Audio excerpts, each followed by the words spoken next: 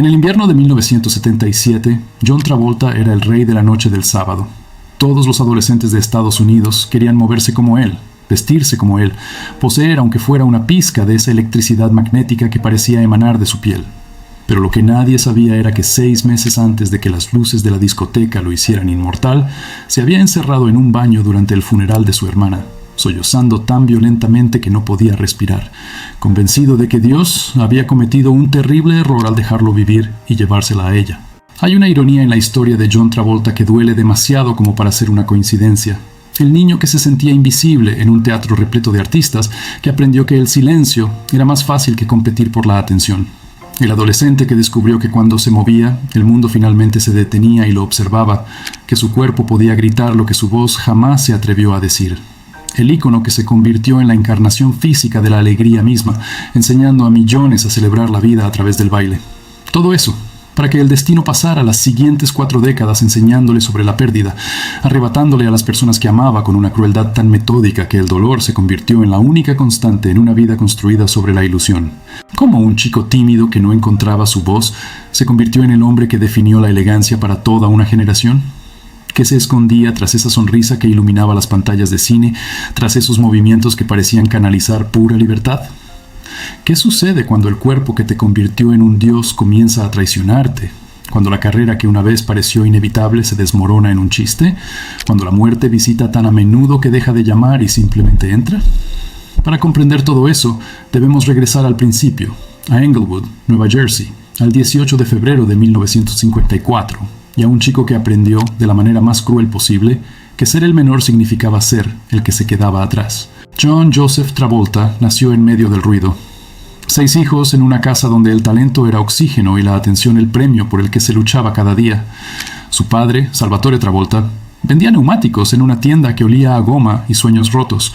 Era un futbolista semiprofesional, cuya rodilla le falló antes que su ambición.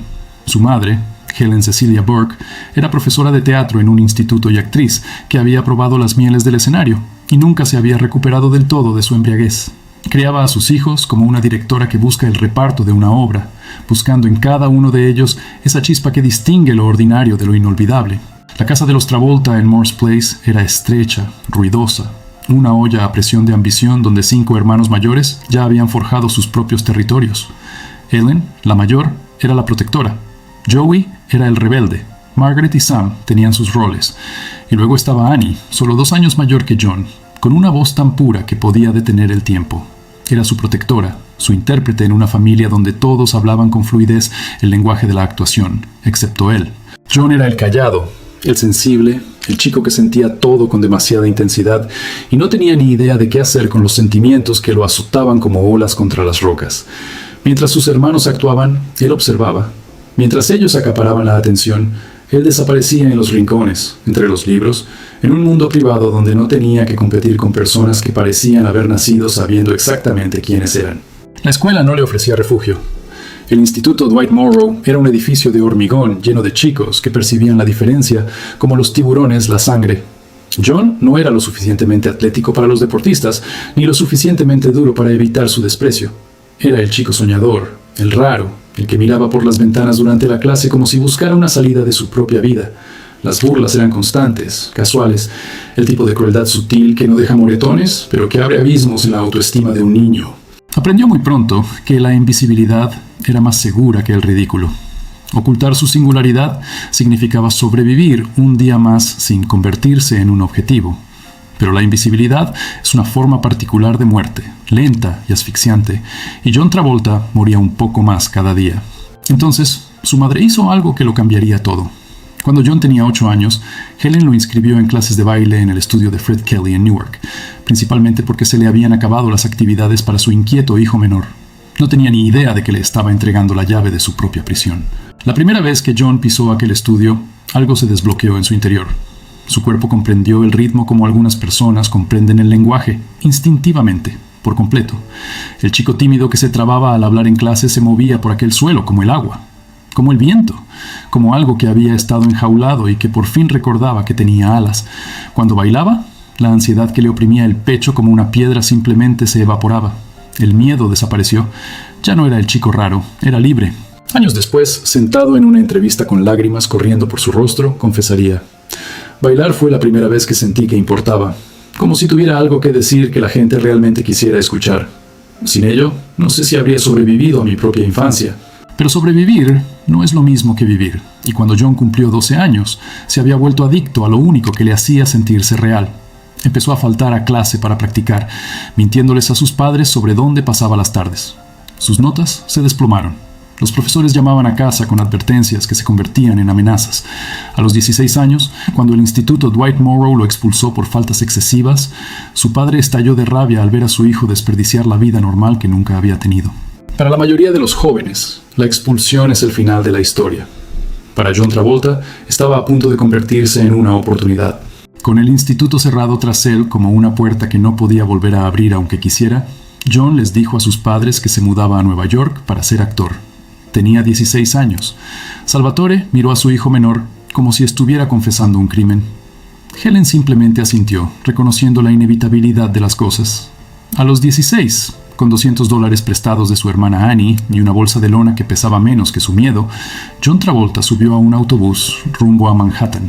Sin agente, sin audiciones programadas, sin ningún plan más allá de la absoluta certeza de que quedarse en Englewood significaba morir lentamente. Nueva York en 1970 no era benevolente con los sueños que llegaban sin un pedigrí.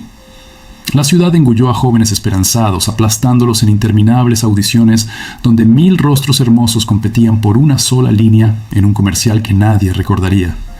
John vivía en un pequeño apartamento en Hell's Kitchen, compartiendo un baño con otros 5 actores igual de pobres e igual de obstinados. Trabajaba como camarero en un restaurante italiano en el Village, sirviendo pasta a turistas mientras memorizaba monólogos. Audición tras audición, la respuesta era la misma.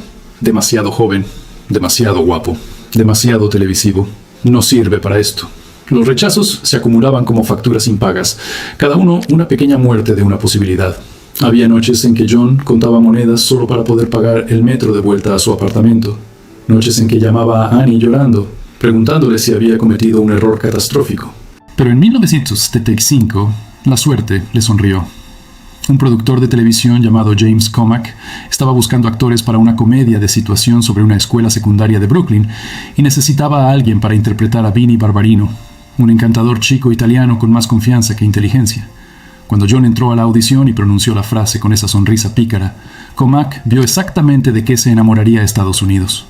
Welcome Back, Kotter se estrenó el 9 de septiembre de 1975 y en 3 meses, John Travolta se convirtió en el rostro más reconocible de la televisión. Luego llegó el papel que lo inmortalizaría. En diciembre de 1977, Fiebre del sábado por la noche arrasó en la cultura estadounidense. La película recaudó $237 millones con un presupuesto de $3,5 millones. John Travolta, el chico invisible de Nueva Jersey, se convirtió de repente en la mayor estrella del planeta. Tenía 23 años.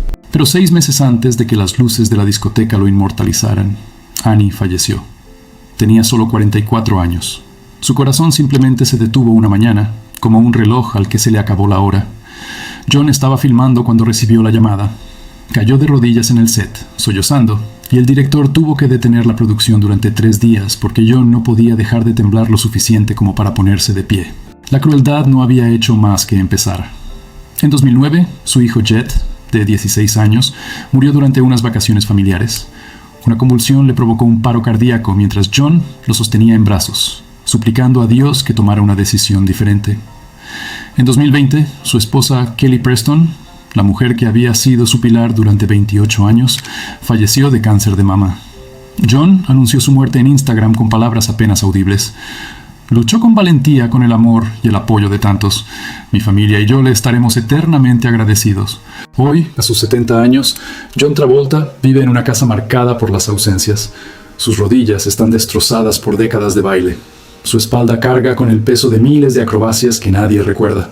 Pero aún se mueve, porque el movimiento es el único lenguaje en el que siempre ha confiado de verdad. Del niño invisible al icono inmortal, su legado no se limita a Fiebre del sábado por la noche.